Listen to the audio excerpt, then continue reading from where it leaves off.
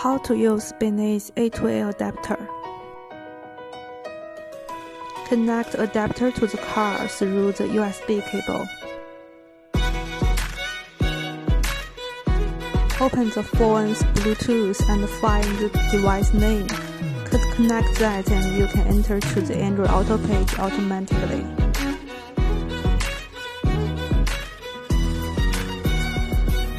After successful connection, the adapter will flash green. Now we can enter to the Android Auto page. You can make a phone call, listen to music, or navigate to Google Maps.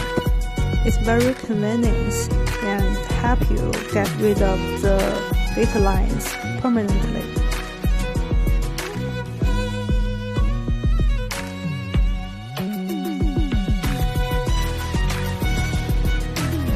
Also, you can customize Android Auto app with your mobile phones.